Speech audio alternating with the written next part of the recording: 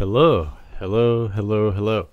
This is Manic.mercurian with another example birth chart reading. This reading will be for Sunday, August 24th, 1969 at 10:54 a.m. in Fosston, Minnesota. I believe that's correct.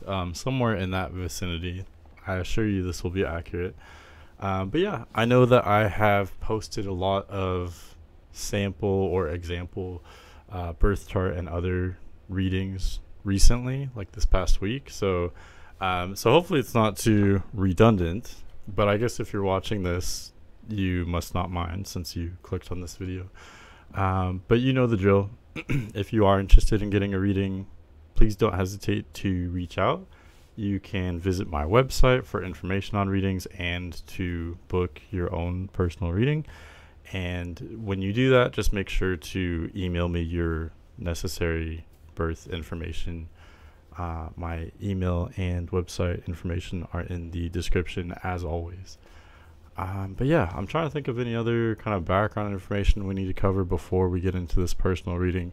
I do need to wish this person a very happy birthday. I think I can speak on behalf of the channel and the community here to say that we wish you a very special birthday. It is her 55th birthday, so this is kind of my gift for this person. But okay, so let's get into the actual reading here. So for your birth information, this means that you have Sun in Virgo, Moon in Capricorn with Libra rising. I am aware that sometimes people can get confused over the sign cusps. You are pretty close to the Leo cusp, but it is definitely certain that you are a Virgo. Sun is at 1 degree Virgo. So I'm trying to think, when I first pulled up your chart, what was the first thing that I noticed? Well,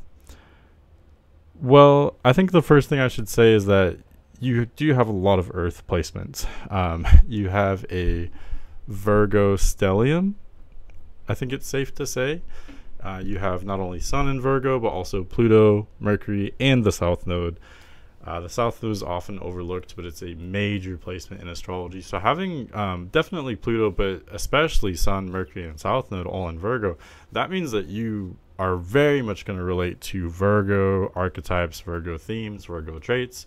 So you may be very meticulous, very organized, very detail-oriented. You may be an excellent student, excellent at learning and integrating information, and just organizing in general. You probably have a very excellent work ethic, not only because of your Virgo placements, but also because of Capricorn Moon, which is a similar energy. It's another Earth placement.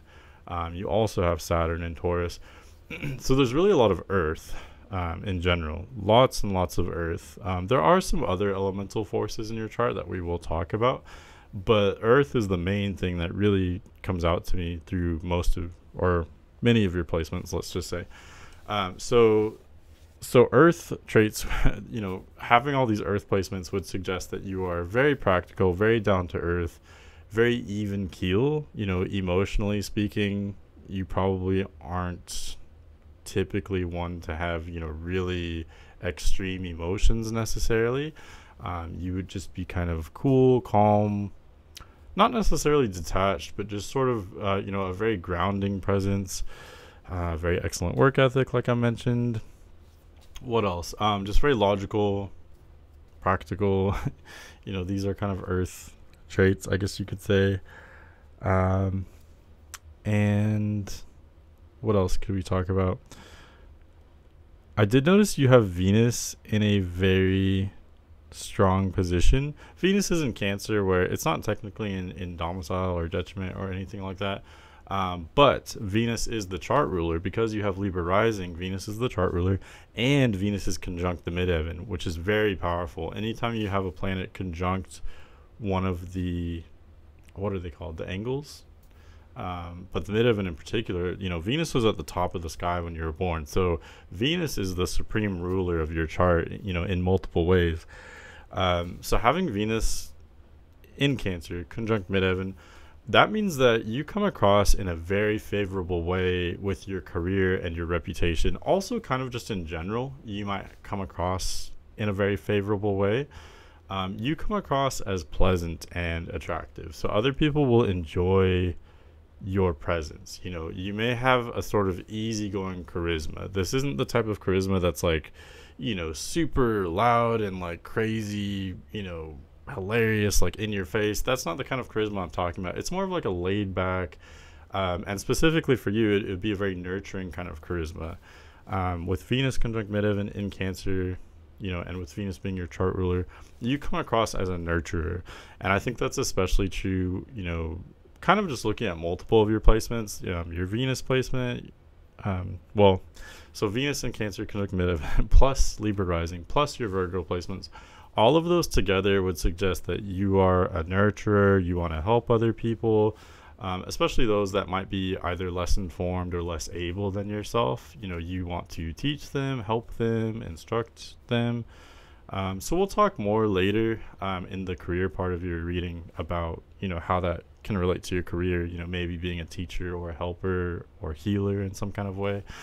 We'll talk more about that later. I have put timestamps into the reading to kind of compartmentalize different chapters of your reading for your convenience, so you can definitely use those at your convenience. But yeah, I did just want to mention that because that is a huge placement. Venus is, you know, a major planet in your chart. So really, astrologically speaking, the main themes that come out to me are the Earth element and the planet Venus. So very grounding, but also very nurturing as well. Yeah. So also, you know, not to get ahead of myself, we'll talk about your compatibility at the end of the reading, but I do think you'd be a very welcoming force for anyone who is like for more emotional types, because you are simultaneously very grounding and practical, but also very nurturing as well. So I think more emotional personalities may be very drawn to you. But anyway, so yeah, I think I've covered most of the basics. There are a couple major points though that I wanted to talk about. So having Libra rising, that means that you're very diplomatic. You know, you naturally want to meet people halfway, you know, see other people's point of view.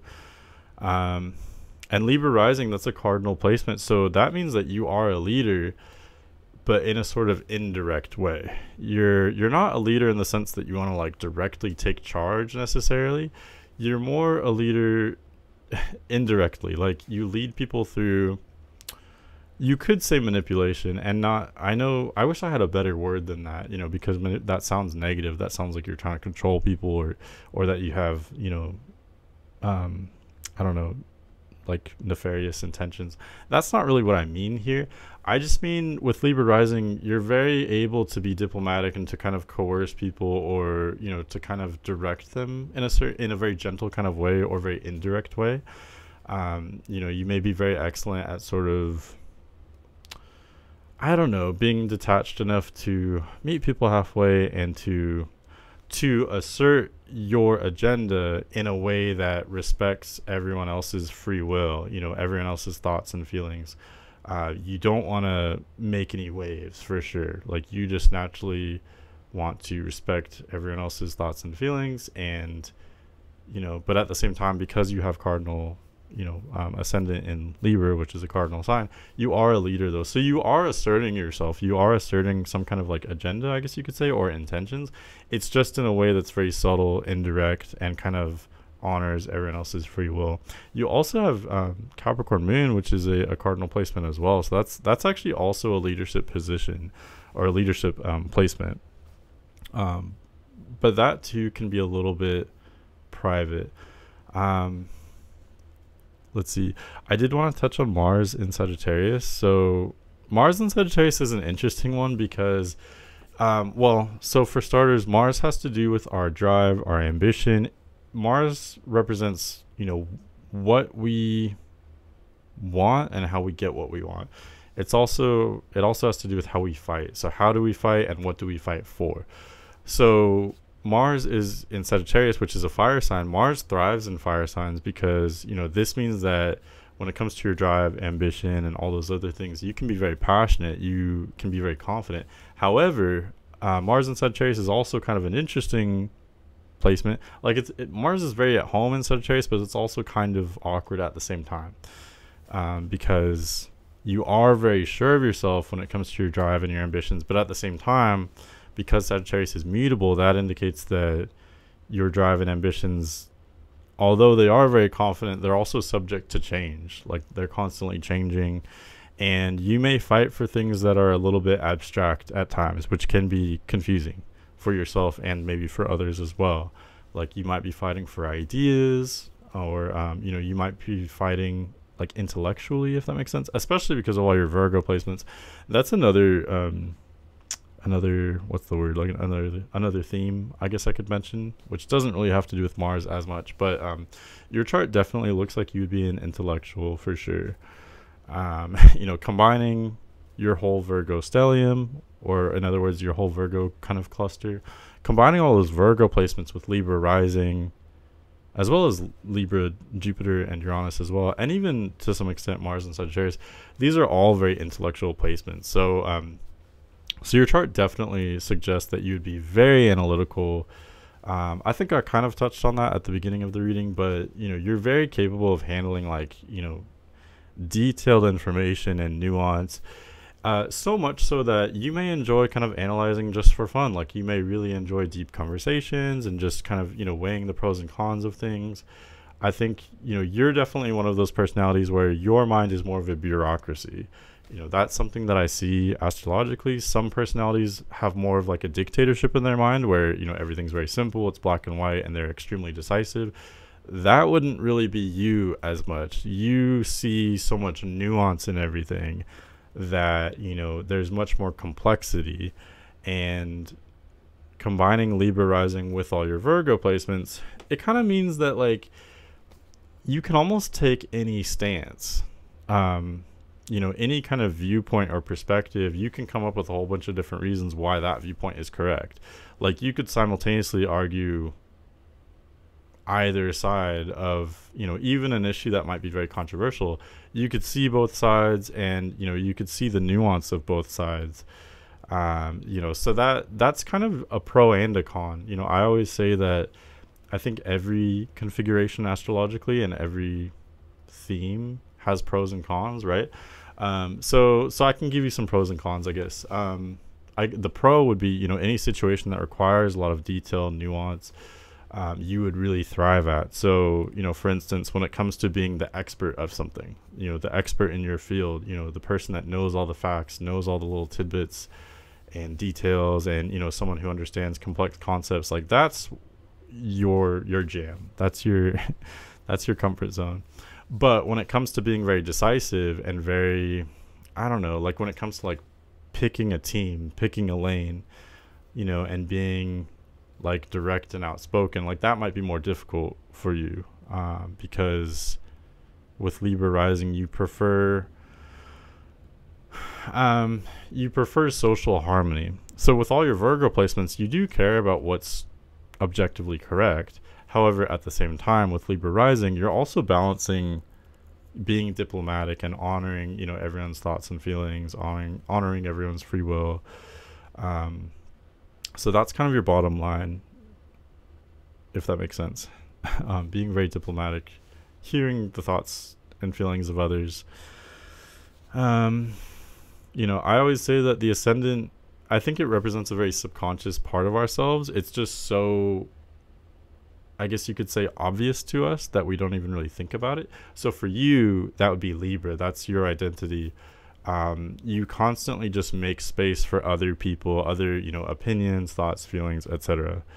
But it is interesting though, combining that with your Virgo placements. It's not that you're just completely empty and completely just making space for everyone else.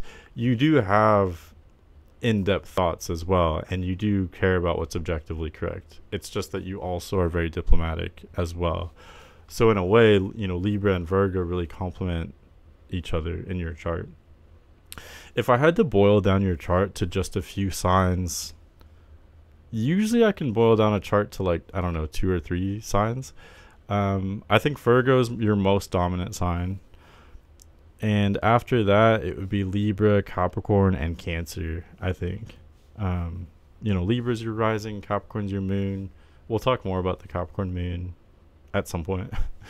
And but I did mention though, Venus is your chart ruler, and Venus being in Cancer, that's a huge. Venus is very, very strong in your chart. That's really advantageous because Venus is a benefic. Venus makes things pleasant. I know I touched on this already, but I wanted to go into it a little bit more in depth.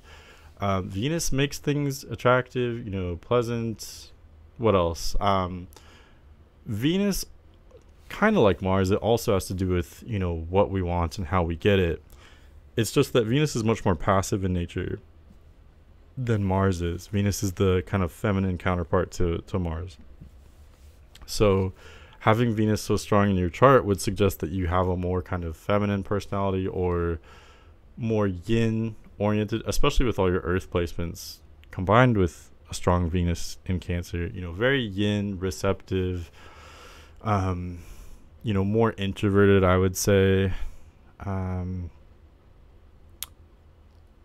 inward, receptive, but also, like I said, like very pleasant. Like other people will enjoy your company, and that would be true on kind of a universal level. Like you just have a sort of nurturing and grounding energy about you that others would just feel like they can kind of relax around you, and they would enjoy your company, generally speaking.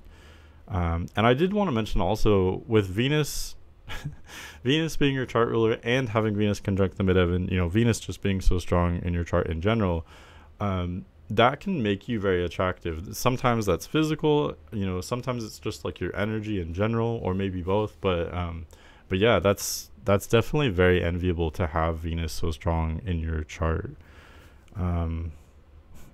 I would say that Venus was shining very brightly when you were born, but technically that's not correct. So because you were born, almost midday, the sun was definitely up. It was, well, I was gonna say it's a sunny day. I don't know what the weather was, but yeah, the sun was definitely up, so no planets were visible. But yeah, you couldn't see it at the day of your birth, but Venus was at the very top of the sky, so very, very powerful. I guess I will go into the Capricorn moon, and then we will go to the next chapter after that. So with Capricorn moon, I have kind of a spiel about that because moon is actually in detriment in Capricorn. So that's a very difficult placement. And speaking of that, you don't have a whole lot of detriment placements. You have Mercury exalted in Virgo. So again, a lot of intellectual energy, expert at communicating and expert with integrating, organizing, making lists, schedules, keeping track of time and dates. You've got that down. That's the Mercury energy. Mercury's very strong for you, in addition to Venus. Yeah, and no other planets really stand out as being particularly, in domicile or detriment, technically. Other than, yeah, it's really just Mercury and the moon. Mercury's exalted and moon is in detriment, I believe. I could be wrong. I keep looking around the chart just to make sure, but whatever. But anyway, so with moon in Capricorn, that is particularly interesting. So moon is in detriment in Capricorn. Moon has to do with your core personality and your emotions, how you deal with your emotions. It also has other meanings as well. Like it does have to do with, your relationship with your mother and kind of, part of your upbringing and things like that. But with moon in Capricorn, it's in detriment there because, moon has to do with how our feelings are, I think the moon ideally kind of thrives in signs that are sort of soft and like nurturing, like water signs like Pisces or Cancer, or even some earth signs like Taurus, or to some extent Virgo. Moon really thrives in these like stable, kind of sensitive signs, if that makes sense. But you don't have the luxury of having moon in one of those signs. Moon is in Capricorn, which is a much colder energy. So that indicates that growing up, you didn't really have a lot of like nurturing. You didn't have that nurturing. You weren't kind of mollycoddled. Things weren't always comfortable for you growing up. You had to grow up very quickly, So what I find with people who have moon in Capricorn is you either had parents that were very strict, or you had parents that were kind of neglecting or maybe even abusive, which I know these things are sensitive. I'm not wishing these things to be true. But there is a kind of silver lining to Moon in Capricorn. It's not all bad. Although you do maybe have a rough upbringing, um, typically what happens is that, because you didn't have that nurturing energy growing up, you learned very quickly that you had to take care of yourself. And that was very true on a physical level. So what I find is, people who have Moon in Capricorn, they often start working at a young age, earlier than their peers.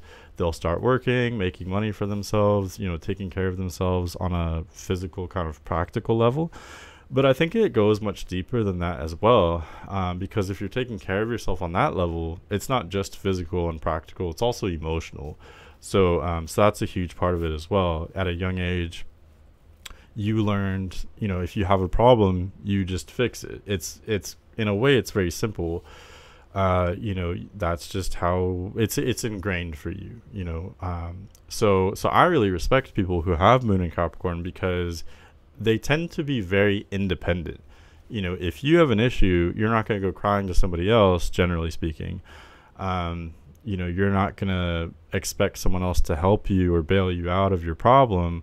You just you're very independent. You just deal with things on your own. I think often the mentality with a placement like that is, why would I involve other people? It's simpler to just fix it myself, if that makes sense. So again, yeah, that is really difficult growing up, but I think that makes for a very resilient, not only resilient, but, emotionally mature person.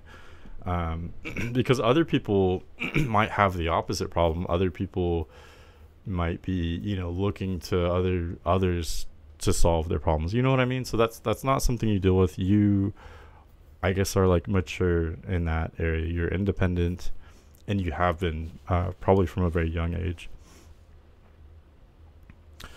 I thought there was one or two other things I wanted to talk about that I was thinking about in the back of my mind. But now I don't remember. I did notice you have Mercury in the 12th house conjunct Pluto. I use equal houses, by the way, for anyone watching this. I know other astrologers use other house systems. I'm not going to get into all that. It gets very complicated, but I honestly don't really think it matters what house system you use, generally speaking. I do believe in equal houses, but at the same time, I think that the houses kind of blur together. But that's beside the point. So what I wanted to talk about is Mercury is in the 12th house and it's conjunct Pluto. So that would indicate that you might be very aware of like some very dark truths or secrets, really intense things that you might not even want to talk about, like kind of deep things that are subconscious or private or secret. These could be personal things. They might be things about like the world in general. I'm not really sure, but they're very deep like truths that you would naturally kind of gravitate to or kind of pick up or learn. I have been so forgetful lately. I just thought of another point that I wanted to make and then I forgot it. But I know it'll come up throughout this reading. Mercury in the 12th house. I have no idea what it was. I totally blanked. But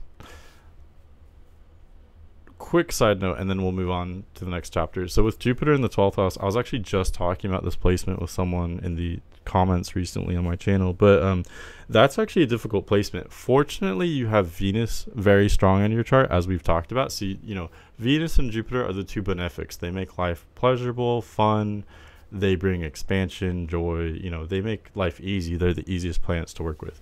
So you have Venus very strong in your chart. So that's really fortunate, specifically with your career and your reputation. You shine very brightly in those areas, also just in general throughout your life as well, but specifically in those areas. So that's really great. However, Jupiter usually acts as a second area of expansion, abundance, luck, etc. And for you, Jupiter's in the 12th house, which is a difficult placement. That means that, your expansion and luck and things like that will take time in your life to develop. So, you may have not experienced those things until later in life. That could also have to do with like traveling or, branching out, experiencing other cultures or like really different ideas and things like that. It may have taken you time to experience those types of things. Okay, I think that's enough for like the general kind of themes that you're working with in your chart and in your life. Now we're going to talk about your past life karma and how it relates to your, your challenges and your potential in this life. And we'll also talk a little bit more about your upbringing as well. So for much of this, I looked to the South Node, and we were just talking about Mercury and Pluto. You actually have South Node at 21 degrees Virgo. It's right on the 12th house cusp. So depending on the house system, it might be in the 11th house or maybe 12th house. But at any rate, South Node is in Virgo, conjunct Pluto, and to a lesser extent, conjunct Mercury. So with South Node in Virgo, I'm not really sure if it's in the 11th or 12th house, so I'm kind of trying to think about that. But with South Node in Virgo, I did want to mention that whenever you have major placements around the South Node has a lot to do with your past life themes as well as your childhood. And whenever you have major placements around the South Node like you do, that indicates that you are still working with a lot of really heavy themes from your past lives. Or another thing I would say about that is that, like shit may have really gone down in your past life. Something major happened there. And I think we all are working on themes from our past lives in this current life, but at different extents, if that makes sense. Like some of us are, going a totally new direction in this life compared to our past lives. And some of us are very much working on the same themes as past lives and, still taking time, still taking more lifespans to work through these issues, if that makes sense. So generally speaking, I see you as very much still working on themes from past lives. And I'll tell you what those themes are as best as I can. So it's basically Virgo. It's Virgo energy. You are Virgo in this life. You were Virgo in your past lives. And by that, I mean, I'm not necessarily saying you like had a Virgo sun in your past life. You may have, or you may not have. What I mean is you very much were dealing with Virgo themes in your past life. So for instance, in a past life, or maybe multiple past lives, you had to be on time. You had to be reliable. You had to have your shit together. You had to be responsible.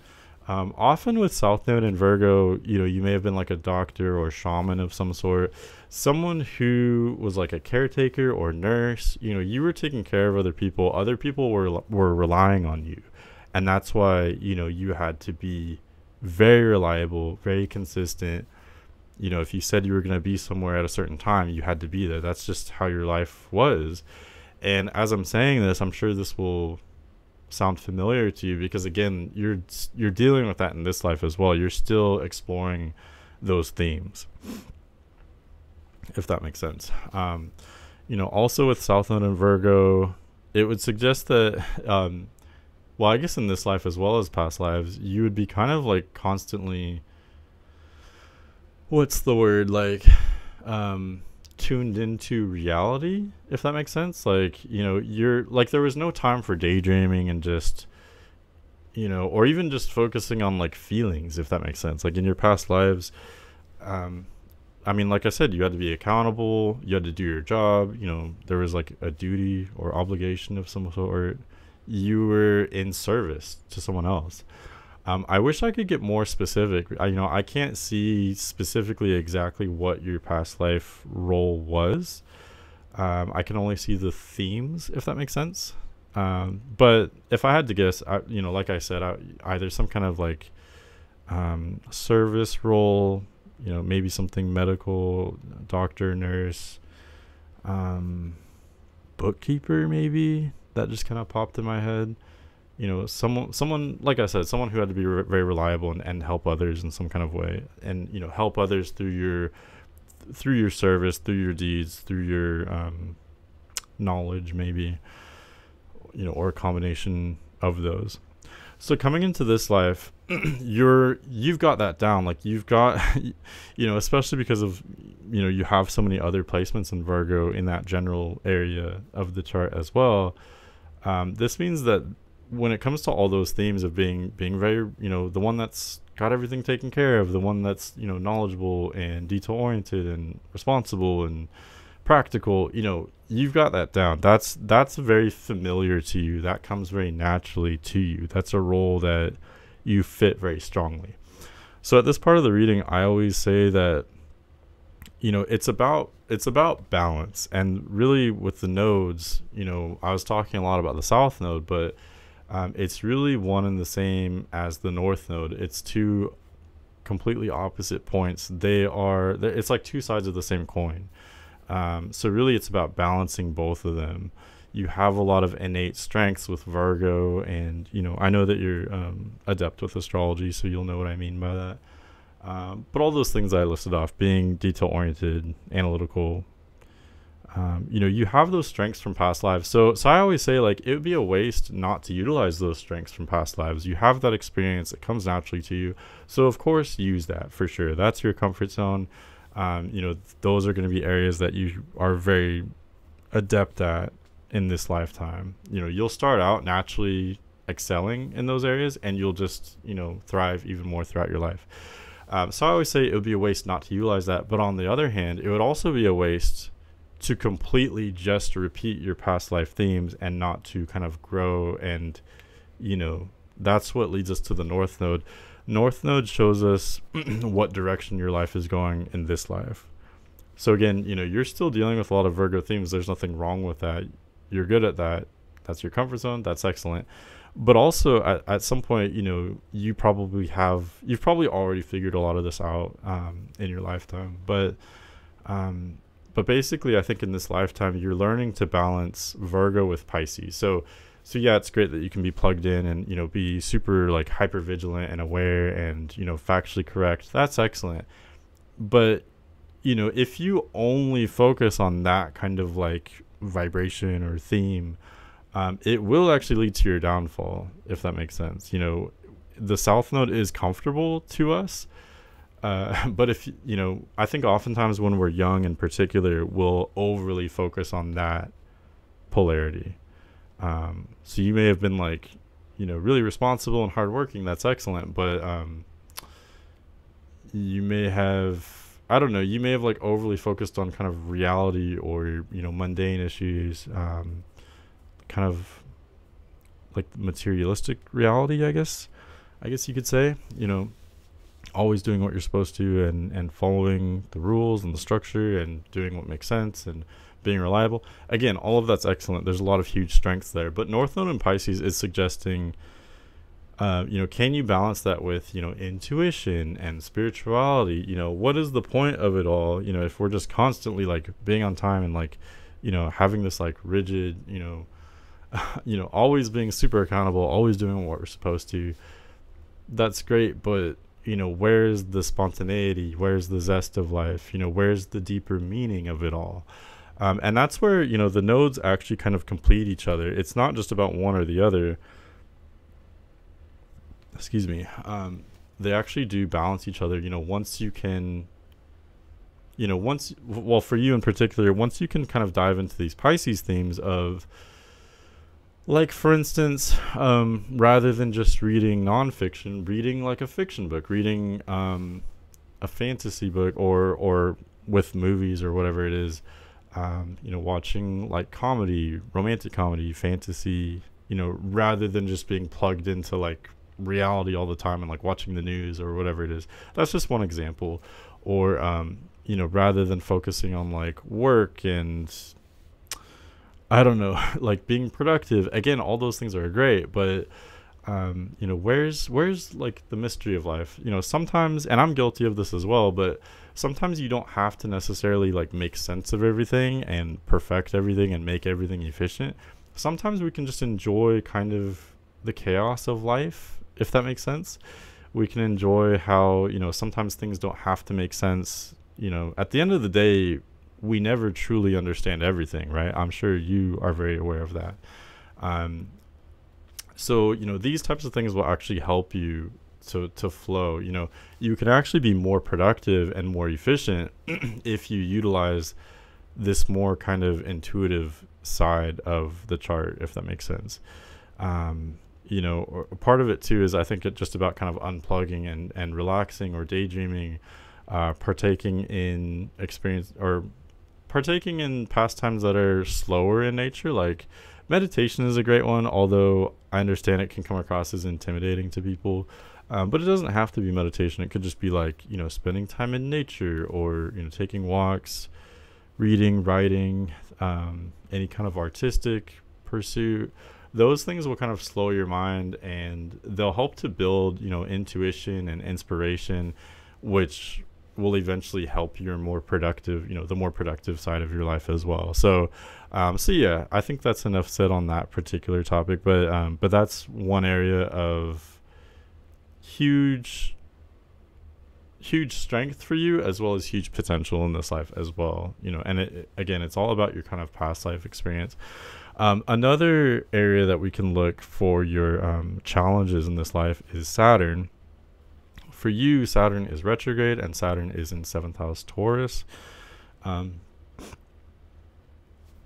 Saturn in Taurus suggests that at a young age you may have struggled with being independent. And I know that's very contradictory, because you have Moon in Capricorn, which suggests you've always been very independent. That's definitely true. But at the same time, Saturn's in Taurus, which also suggests that and honestly, this is a challenging one for me, but at a young age, you may have felt like you couldn't stand on your own 2 feet. You had to rely on other people. I don't know if that resonates at all. With Saturn in the 7th house, that suggests, and this is also going to be contradictory, but Saturn in the 7th house suggests that at a young age, you may have struggled with relating to other people, expressing yourself, interacting with others, specifically with like one-on-one interactions. And the reason why I say that's contradictory is because you have Libra rising, which Libra rising suggests that you've always been naturally oriented toward, partnerships and communication and, cooperating with others. So again, it's just contradictory. But, whenever I see things like that in the chart, I kind of just present it as I see it, because I hope that it'll make more sense to you than perhaps it does to me. But both things can be true. You've always been great with social interactions, but at the same time, there may have been some kind of difficulty there. Another way of looking at that too would be Saturn in the 7th house suggests challenges or delays with relationships, with personal relationships, with romantic relationships. It may have either taken you a long time, like in life, like you may have been like Saturn in the 7th house suggests either marrying later in life, or just being older before you have a really deep relationship. Or it could just suggest that relationships in general take longer for to develop for you. You might naturally have a kind of like cynicism or maybe selectiveness when it comes to other people. And I think that's probably very true, because combining Moon in Capricorn with Saturn in the 7th house both suggest that letting others in might be very difficult for you. You naturally kind of keep to yourself, particularly your emotions and your goals and things like that. You would kind of just very much keep to yourself. So, that's great when it comes to being independent and all of that kind of stuff. But on the other hand, I think it can be difficult to let others in and have strong, relationships, especially like emotional, romantic relationships and things like that. Those might take extra time for you because of that, I don't know, independence or selectiveness with other people, if that makes sense. Let's talk about your upbringing a little bit. So I already mentioned with Moon and Capricorn, that points to a challenging upbringing, either being neglected or having strict parents. The parents were either really strict or they just kind of weren't there. Either way, you grew up, you kind of raised yourself in a way, you did it on your own. Again, that's a placement I really personally respect a lot. For you, this would be especially true though, because you not only have Moon in Capricorn, you also have IC in Capricorn. And I know a lot of people aren't familiar with what the IC is. It's a placement at the bottom of the chart. It's the little black triangle, and it suggests, it kind of, to me, it paints the picture of what you were like as a kid. And having IC conjunct the Moon in Capricorn, it kind of just suggests what I've already said, but even more, if that makes sense, like more intensely. So in other words, like you might have been very neglected, or your parents may have been very strict. Like you very much raised yourself, handled yourself practically and emotionally, and everything else. That may have been kind of very dramatic for you. So again, maybe a very cold kind of upbringing, but it made you stronger. It made you, the independent person that you are today. And also combining those placements with South Node and Virgo, that would suggest that as a child, you're very mature. Like you wouldn't really have been childish as a child. You would have been very mature, like professional, independent, intelligent, modest, humble, practical, hardworking. Kind of just minding your own business, doing what you're supposed to. I think that's what you would have been like as a child, and to a large extent that's how you would be your entire life as well. Something I can see in charts is what a person was like as a child versus how they are today, and sometimes that's very different, other times it's very similar. For you, it would actually be pretty similar. Both as a child as well as an adult, you kind of just mind your own business. You do what you're supposed to. You're intelligent, methodical, practical, grounded. It's kind of just very simple. It's, you just do what makes sense. You do what you're supposed to.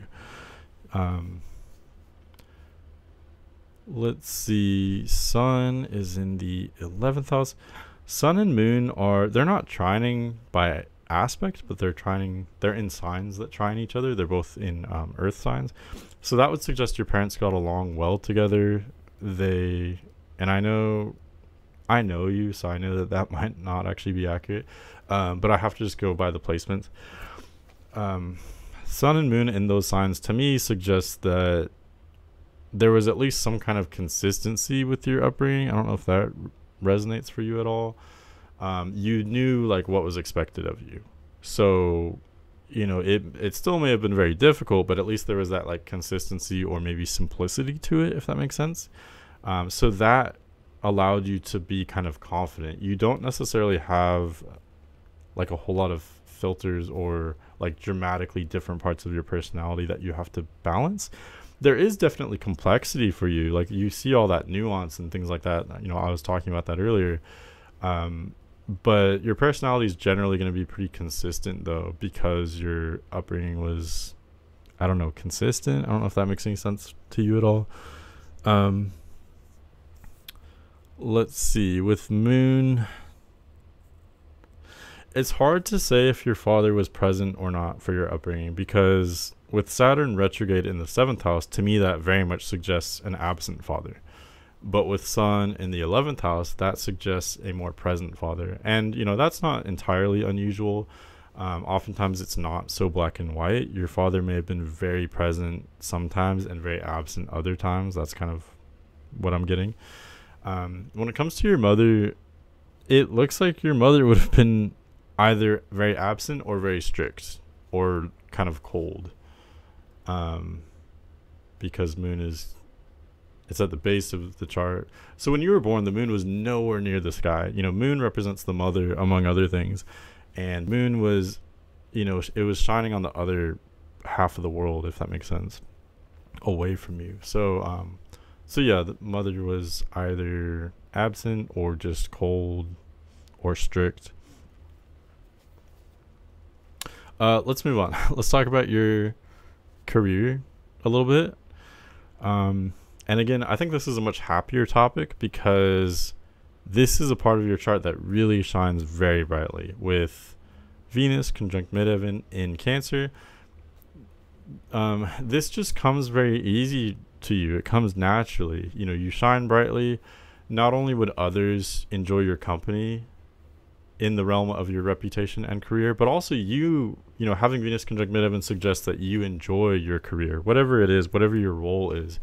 It suggests that you would naturally kind of enjoy that part of your life or feel comfortable there, or find success there as well. Venus conjunct the midheaven, it doesn't just suggest like pleasantness and joy. pleasure. It also suggests like a material abundance as well. So it looks like whatever your career is, you thrive there. Others enjoy your company. Um,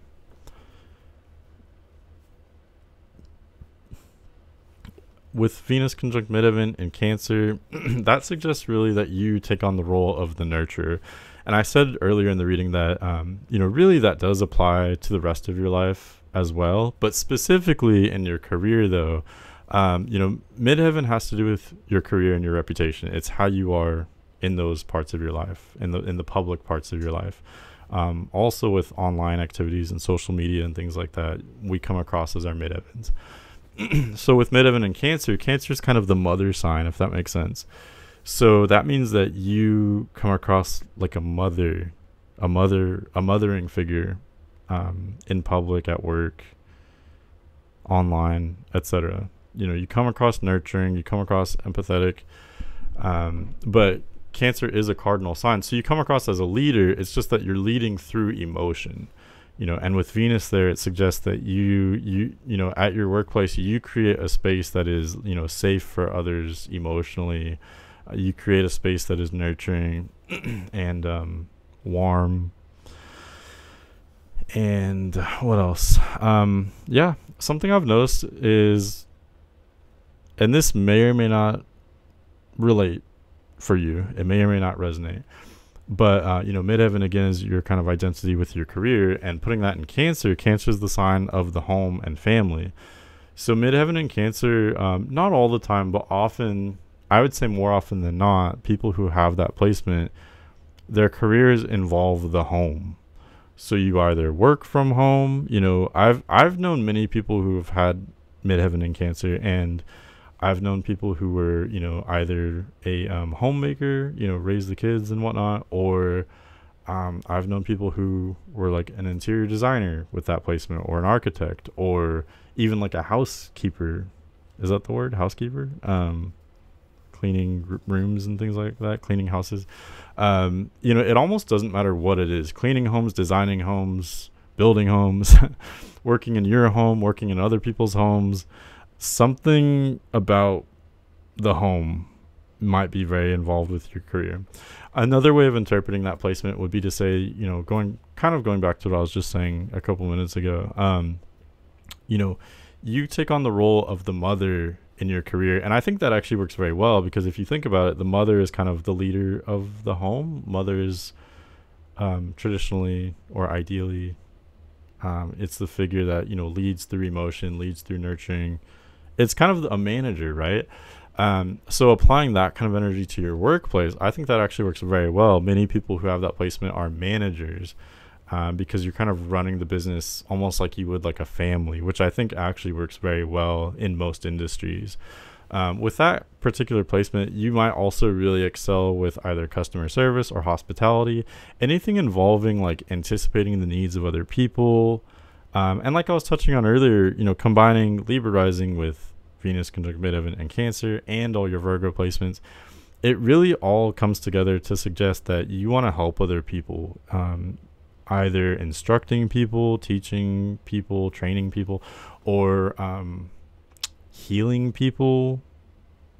What else? It wouldn't surprise me if you worked in an industry that was either academic or maybe health related, or like I said, home related on some level. And I know I'm listing off a lot of industries, but ideally I think a career that kind of encompasses maybe multiple of these things that I'm listing off, I think that's what would be ideal for you, if that makes sense. Another thing too that's interesting is you do have a lot of cardinal placements. You've got the Libra rising we talked about, Capricorn moon, Venus conjunct midheaven and Cancer. All these placements are leadership placements. However, we talked about how Libra and Cancer lead sort of indirectly. They lead in a kind of soft, subtle, more like, I guess you could say, feminine way or receptive way, more like introverted, I guess you could say. And then combining those placements with the Virgo placements and even Capricorn moon, it all comes together to me to suggest that you are very, I think you want to be part of a larger structure. I could see you being a business owner, but probably not until later in life. I think especially at a younger age, you would want to be part of the system. You would want to conform, and be part of a larger structure. You want to please others, meet the needs of others, and that could apply to multiple, different directions, like uh anticipating the needs of like your boss or maybe clients, customers, meeting the needs of your coworkers. Like, you kind of just want to do what you're supposed to do, if that makes sense. So what I see is, especially at a younger age, I see you being, I think you'd be willing to be part of maybe a large company or some kind of structure or organization. But because of, your Virgo placements in particular, you're constantly learning, you're constantly becoming more efficient, where other people will just plateau, you're constantly getting better, improving, learning, growing, etc. So I think although you may be very modest and you don't necessarily seek leadership positions, I think inevitably over time you will increasingly become the clear candidate for, being the leader of whatever your workplace is, if that makes sense. So basically, in short, I do see you being a leader, but I think for you it's a little bit of a process. It'll take time.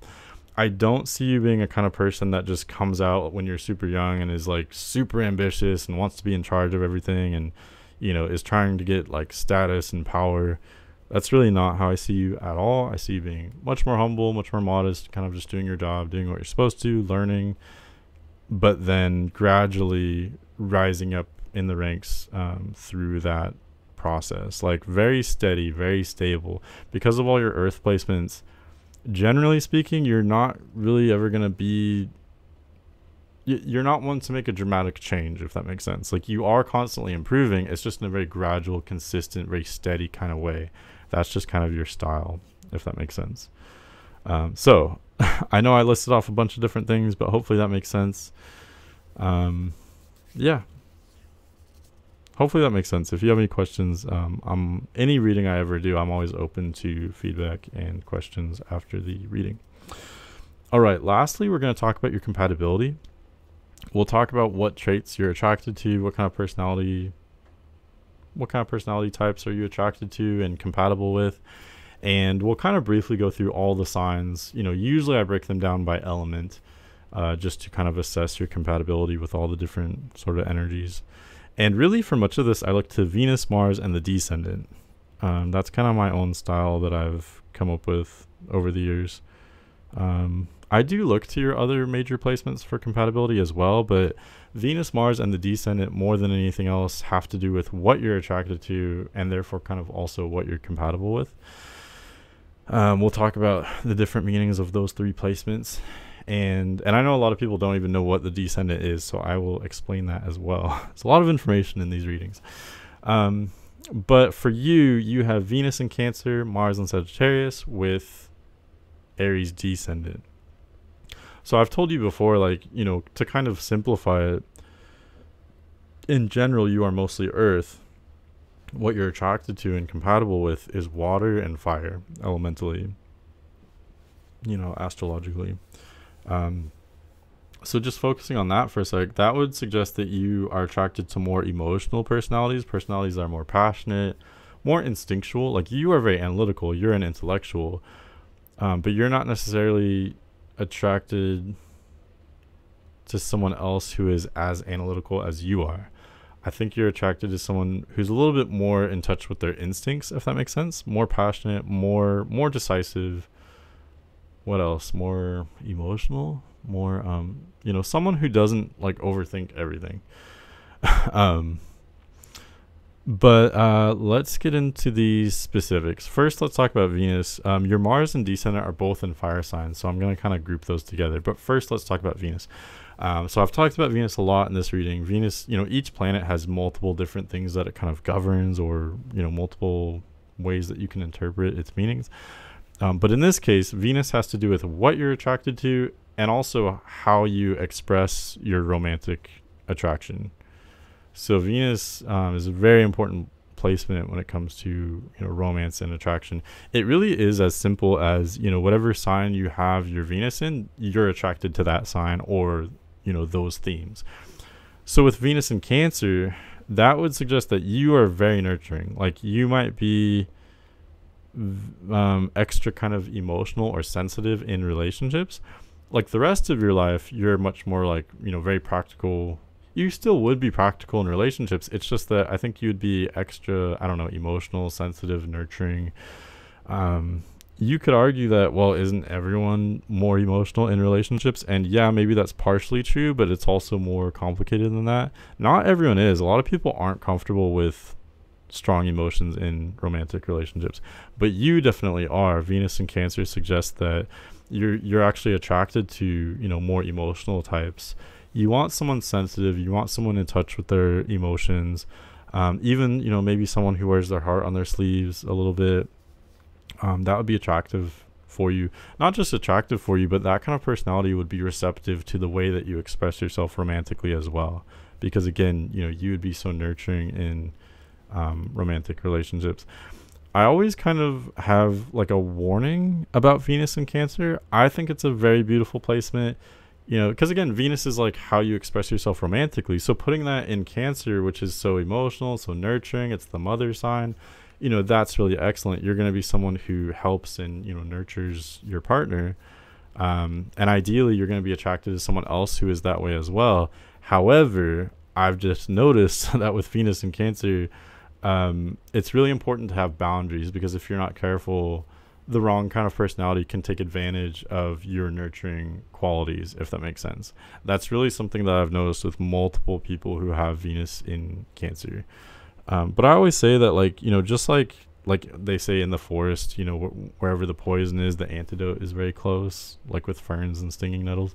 I think that's true with astrology as well. So, yes, you could be taken advantage of for your nurturing qualities, especially in romantic relationships.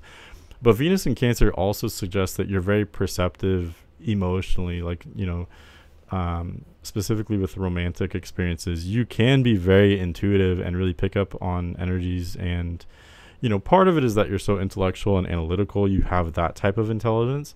But also with Venus in Cancer, there's also that emotional intelligence and intuitive intelligence, especially in romantic relationships. So you can utilize that to, make sure you're not like taken advantage of and things like that. But anyway, that's kind of a side note. But yeah, Venus in Cancer, that definitely suggests that Cancer, someone with major placements in Cancer might be very attractive for you and might, work with you for sure. Someone with, well, I know you, so I know that you've been in, major relationships with someone who had Cancer rising and Cancer moon.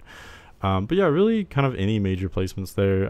Cancer Sun, Cancer Venus or Mars could be very attractive for you.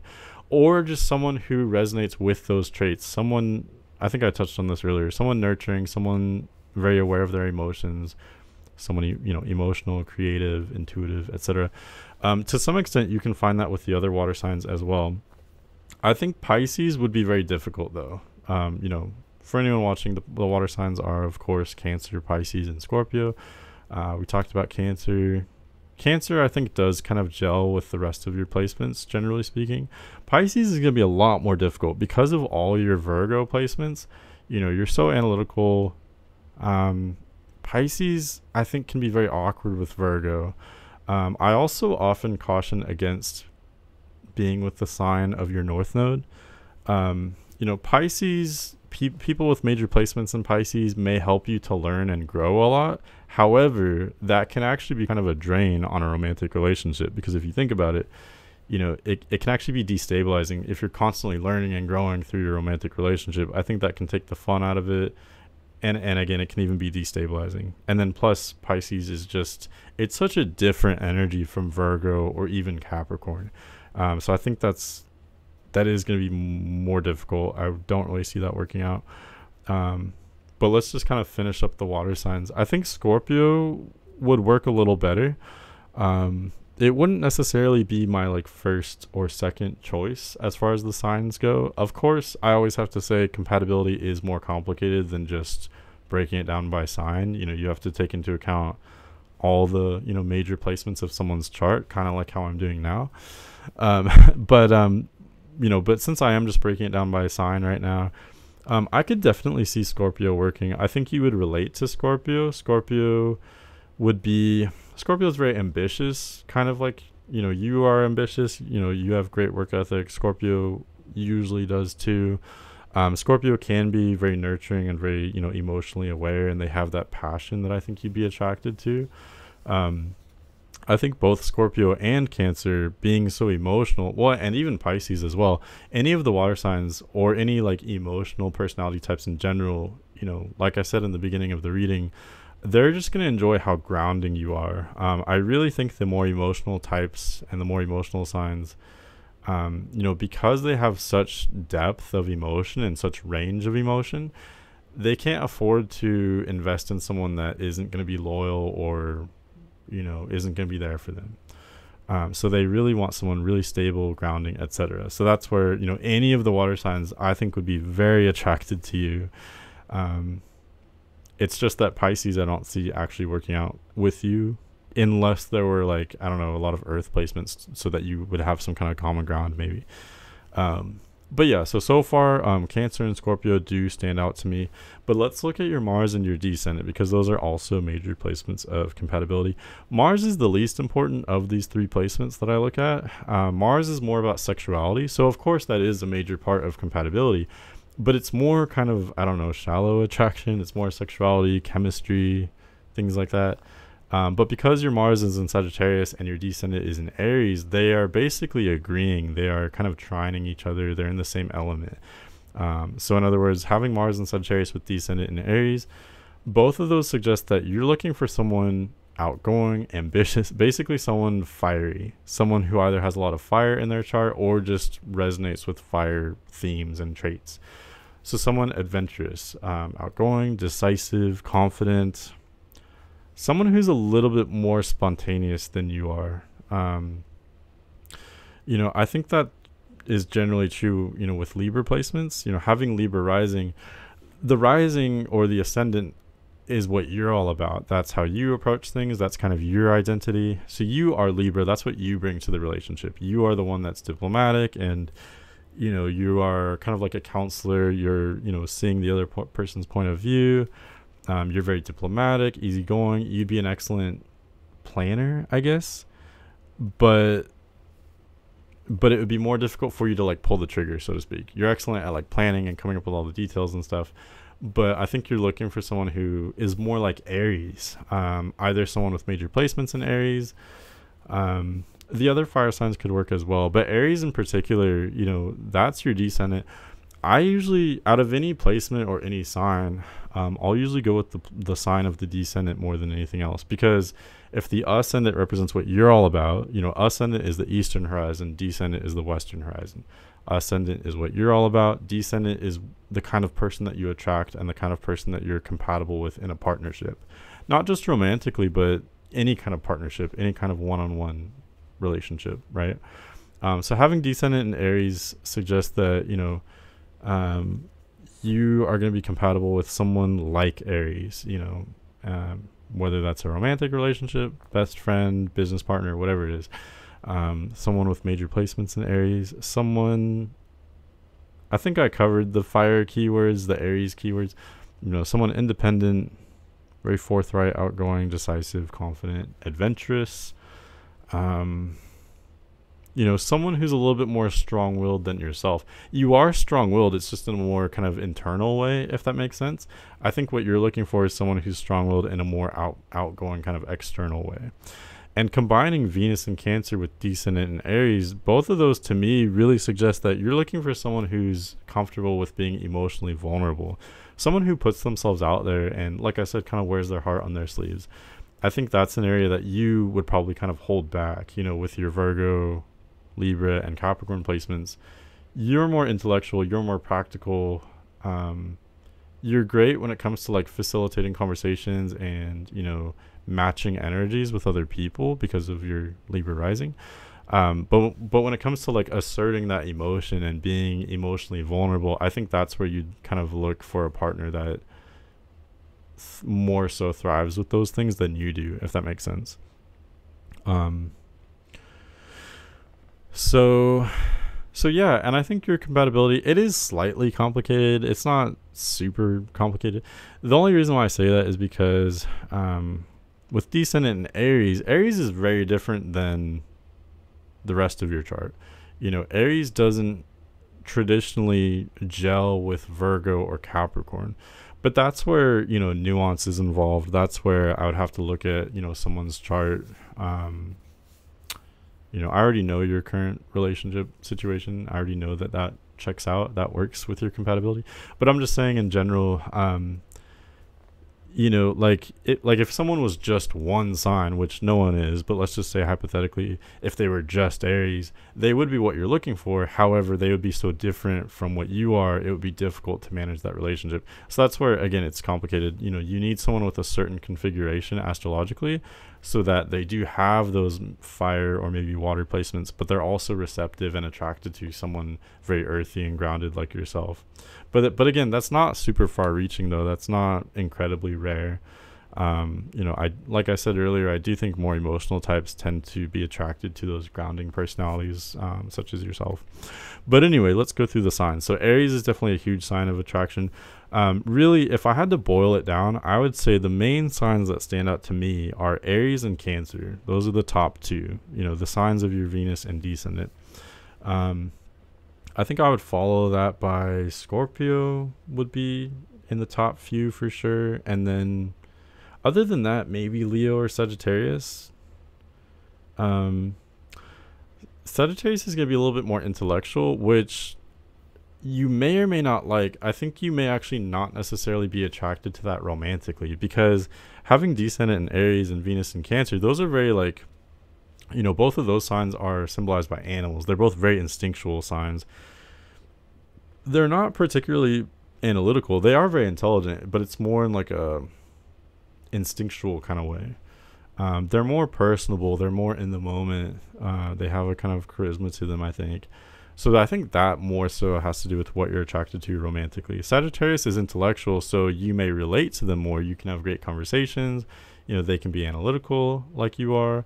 And Sagittarius also can be a little bit, wild, fiery, confident. So Sagittarius does have a lot of what you're looking for, and they will relate to you as well. However, what I've learned is Sagittarius relating to you, I actually don't think is a plus romantically. You're actually not necessarily looking for someone super similar to yourself astrologically. You're looking for someone more, like I said, more fiery, more emotional, more decisive, confident, adventurous, spontaneous, passionate, etc. So Sagittarius, I'm actually not in love with.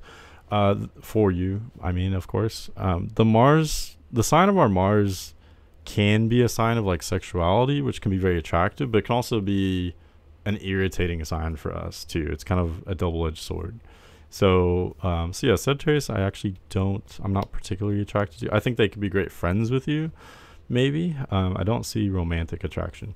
So really, Cancer and Aries would be my top two, followed by Leo and Scorpio.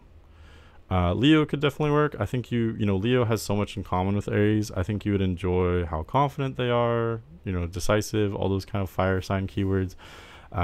Leo also isn't afraid to kind of put themselves out there and be, wear their heart on their sleeves and all that. So yeah, I think that could work as well. So Aries, Cancer, and then Leo, Scorpio. Those are the main signs I see for you romantically.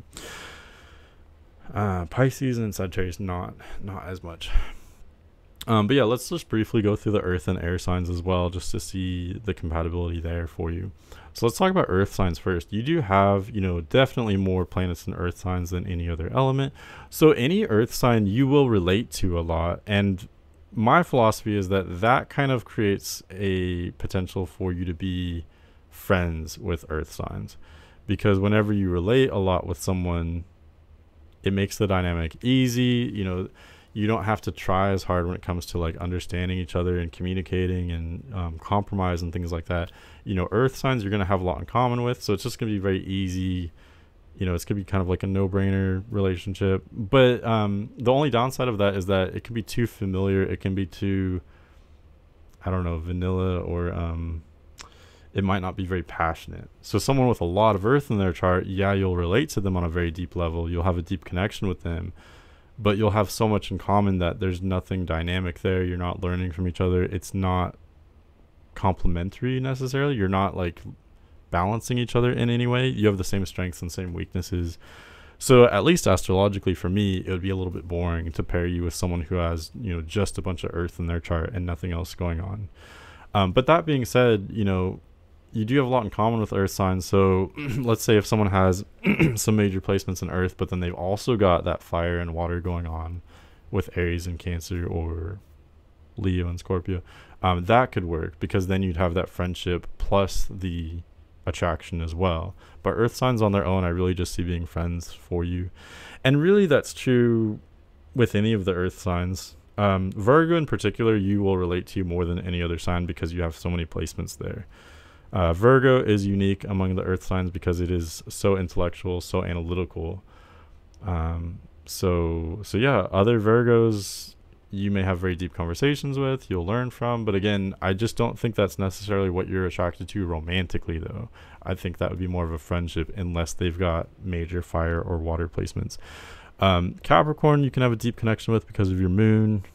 Taurus is going to have so much in common with Virgo or Capricorn that it's going to be similar to what I was just kind of talking about. Taurus, you do have your Saturn there though, so relationships with people who have major placements in Taurus, those relationships may be challenging or delayed for you. Those relationships may take time to develop, but once they get going, even though they're very challenging, it may take a lot of time to break away from them as well, because Saturn is so slow. It's such a slow energy. It's so challenging. So Taurus will challenge you. It'll be hard and not pleasant, but at the same time, it'll be hard to break away from them as well. So I know that's a little bit contradictory. Taurus is a sign you have a lot in common with, so that could be a friendship. It could be an attraction on some level, but there's also that challenging component because of Saturn, especially if they have placements around 8 degrees Taurus in particular. Okay, lastly, let's talk about the air signs. So you actually don't have a whole lot of air planets. You do have Jupiter and Uranus. The major placement that you have is Libra rising though. I do notice a lot of couples that I do readings for who have the same rising placement. So, maybe you matching with a Libra rising. But Libra in particular, and to a lesser extent air placements, I don't like to pair air signs with other air signs, and especially Libra. And the reason why is because with Libra rising, you are so receptive. You're great at matching the energy of whoever you are associating with. So imagine matching you with someone else who is also like that. I think it can actually become confusing. It's like putting two negative magnets together. They do have a lot in common, but they actually repel rather than attract.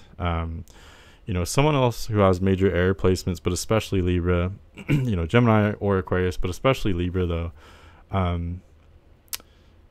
you'll both kind of be waiting for the other one to initiate, and both of you will be very intellectual and very analytical. So I just don't think that's a kind of sexy combination.